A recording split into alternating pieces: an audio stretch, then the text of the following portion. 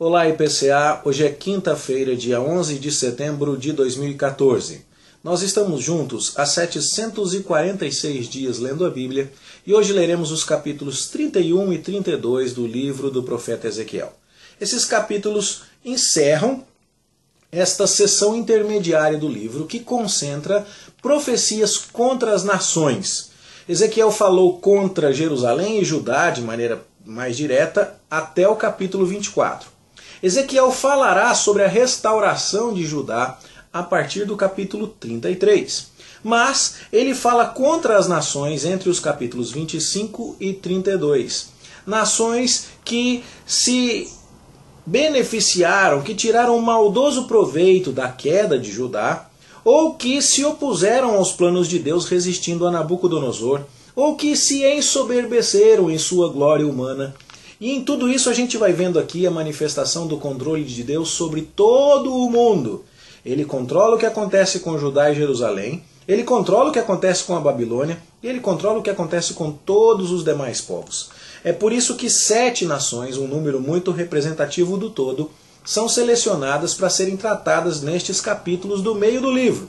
E 2 dessas nações, como nós já te dissemos, recebem mais atenção porque elas ainda estavam resistindo a Nabucodonosor no momento em que Ezequiel profetizava. Tiro e o Egito. Quanto a Tiro, nós já vimos que o cerco durou 13 anos e até falamos um pouco sobre Tiro na tratativa das profecias que já versavam sobre o Egito no vídeo de ontem que você deve ter acompanhado. E o que não dissemos ainda e que agora queremos destacar é que no que se refere a estas profecias contra o Egito, que como mostramos a você ontem são 7 profecias também, é que elas são datadas e em nenhuma outra parte do livro se oferece tanta informação de data quanto aqui, no que se refere às profecias contra o Egito. E quando a gente começa a analisar essas datas, a gente vai percebendo a importância delas.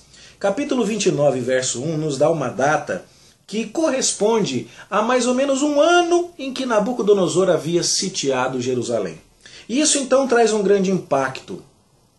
Jeremias capítulo 37 nos mostra que os egípcios chegaram a enviar tropas para afastar Nabucodonosor do entorno de Jerusalém. E isso, durante algum tempo, foi até uma estratégia que funcionou, mas logo Nabucodonosor venceu os egípcios e voltou. Agora você imagina então o Egito sendo condenado aqui e sendo chamado aqui de um bordão de cana que Israel tentou se apoiar nele, mas ele se quebrou, se rachou e rasgou o ombro israelita. Você consegue imaginar aqui o impacto dessa profecia sobre os exilados? Não, o Egito não conseguirá salvar os nossos filhos, salvar a nossa cidade, salvar o templo do Senhor. Não, isso não será possível. O cerco de Nabucodonosor já dura um ano, e enquanto isso Ezequiel está profetizando que o Egito cairá. Nós já vimos que o segundo oráculo, que começa no verso 17 do capítulo 29, é bem posterior, que o terceiro oráculo, que começa no primeiro verso do capítulo 30, não oferece data, que o quarto oráculo, a partir dele, a gente tem uma sequência cronológica retomada. E se você vê a data do quarto oráculo, você percebe que ele acontece cerca de 2 meses mais tarde. E o quinto oráculo, que abre o capítulo 31, vai acontecer um pouquinho de tempo mais tarde também, 2 meses mais tarde. E aqui então nós estamos chegando cada vez mais perto do fim do cerco babilônico, da queda da cidade de Jerusalém. E quanto mais perto estamos chegando da queda de Jerusalém, mais se intensificam as profecias contra o Egito e dizendo: Egito, você não será capaz de salvar. É a hora de Judá se voltar unicamente para o Senhor e entender que Deus age soberanamente e ninguém conseguirá frustrar os seus planos. O capítulo 31 faz algo que a gente já viu no que se referia a Tiro. A descrição de Tiro foi feita na figura de um navio, uma metáfora que usava a ideia de um navio que vagueava pelos mares carregado de riquezas. Quando se fala aqui do Egito, a figura que é emprestada é de uma árvore, mas curiosamente essa árvore não descreve o Egito, e sim a Assíria. A ideia é que Ezequiel convidava o Egito a se lembrar da potência mundial que até bem pouco tempo atrás era aquela que trazia todo o terror. E então Ezequiel convida em nome de Deus os egípcios a pensarem nos assírios como uma árvore que cresceu, que lançou raízes, que se multiplicou muito, que as aves do céu se aninhavam nos seus ramos e tudo mais, e que nenhuma árvore no jardim de Deus poderia rivalizar com ela na sua formosura. E Deus diz no verso 9 que Deus fez essa árvore com a multidão dos seus ramos e que todas as demais árvores do jardim divino tiveram inveja dessa árvore, a Assíria. Mas, como acontece já em outros exemplos que a gente já estudou, o verso 10 diz que o coração dessa árvore se exalçou na sua altura, soberba humana. E por conta disso, verso 11, Deus vai entregar essa árvore nas mãos da mais poderosa das nações, que lhe dará o tratamento segundo merece a sua perversidade. Ou seja, Deus destruindo a soberba humana não é tema novo para nós. No capítulo 28, versos 2 e verso 17, nós tivemos lamentações contra o rei de Tiro, que se achou demais, mas ele não passava de um homem.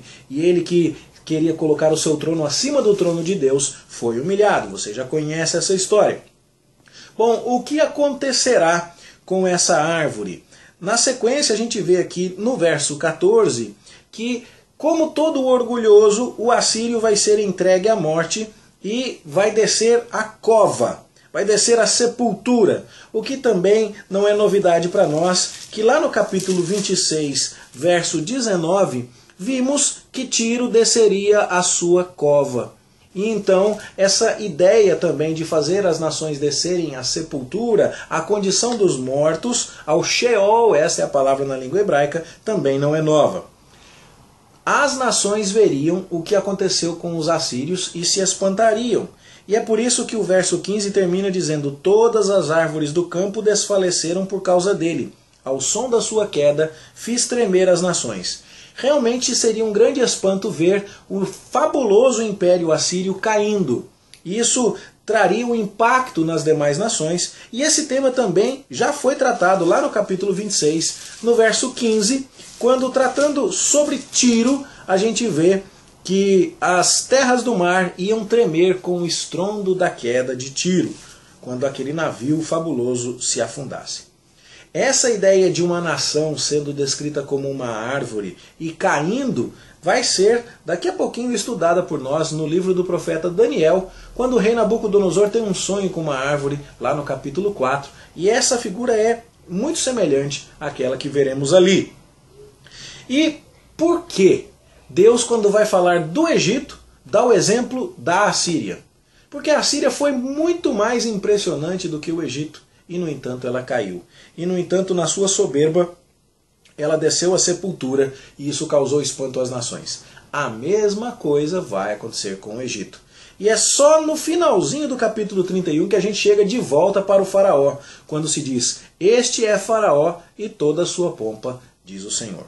Ou seja, para falar com o faraó, como diz o verso 2 do capítulo 31, sobre a sua grandeza, o profeta usa a figura da Assíria por todo o capítulo. Mas o foco ainda é o Egito, que foi o objeto da profecia desde o capítulo 29, no seu verso inicial. Assim tratamos do capítulo 31. O capítulo 32 também começa com a datação de uma profecia. No ano duodécimo, no duodécimo mês, no primeiro dia do mês. Isso é um oráculo que foi proferido, portanto, 2 meses depois que a notícia de que Jerusalém tinha caído havia chegado lá na Babilônia. Você pode ver essa informação lá no capítulo 33, verso 21.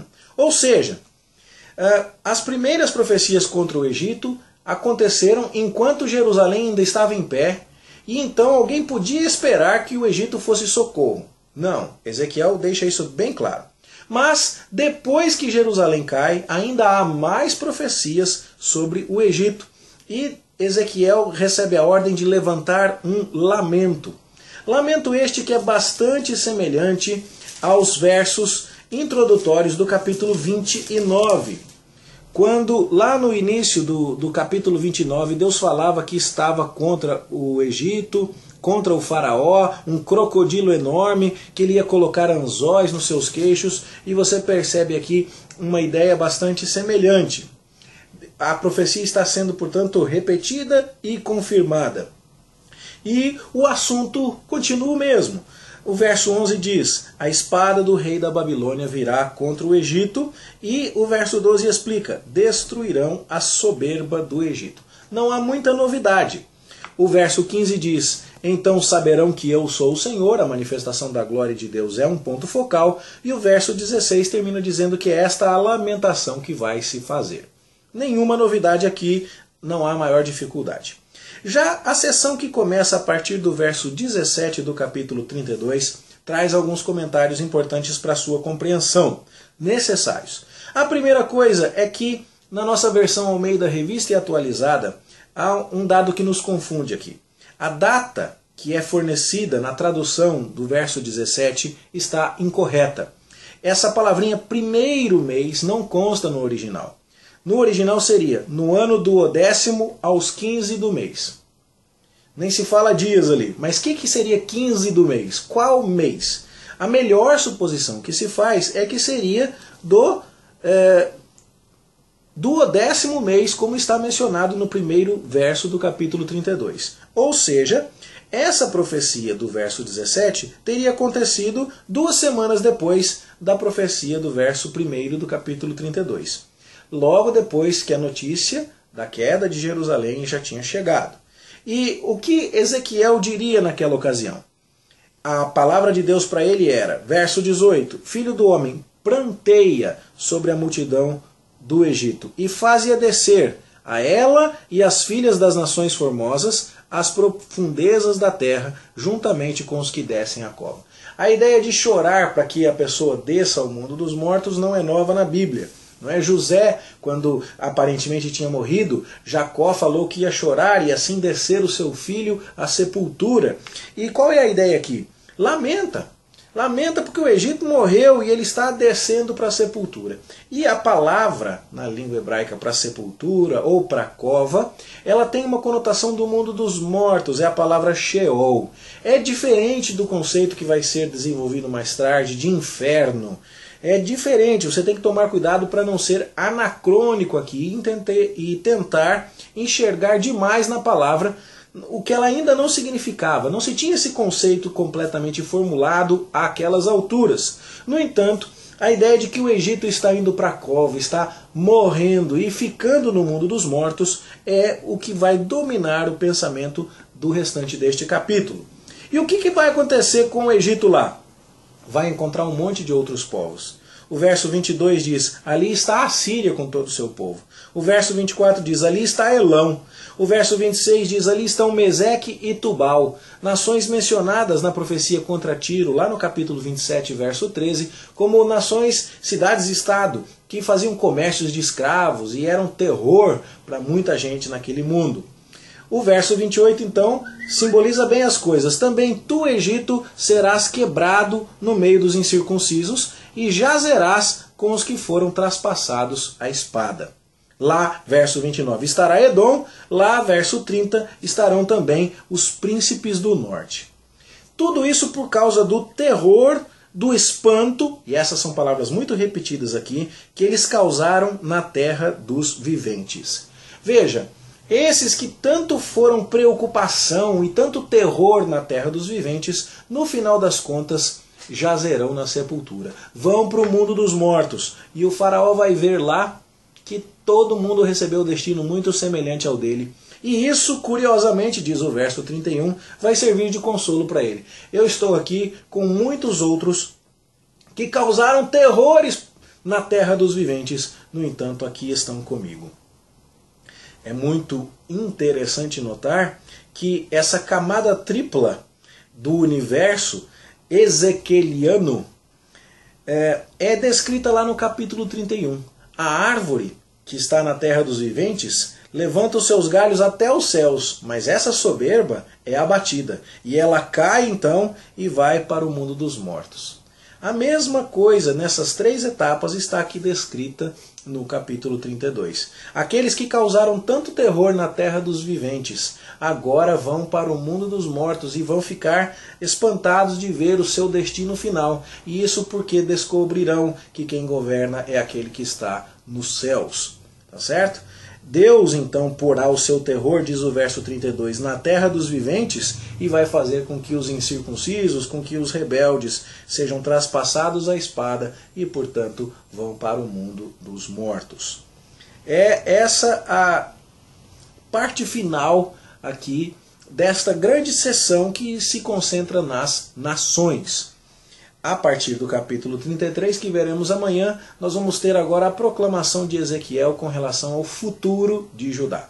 Como no início do seu chamado profético, nós vimos Ezequiel sendo chamado com uma visão e, no entanto, sendo tratado como alguém que deveria agir como um atalaia, ele que ia anunciar juízo, lá no início do livro fala da figura do atalaia, agora para anunciar restauração, começa a sessão da restauração também com mais algumas palavras sobre o dever do verdadeiro atalaia. É isso que a gente vai estudar amanhã, se Deus nos permitir. Por hoje é isso. Eu espero que essas considerações tenham ajudado a sua compreensão. Tenha você uma boa leitura, um bom estudo. Até a próxima, se Deus quiser.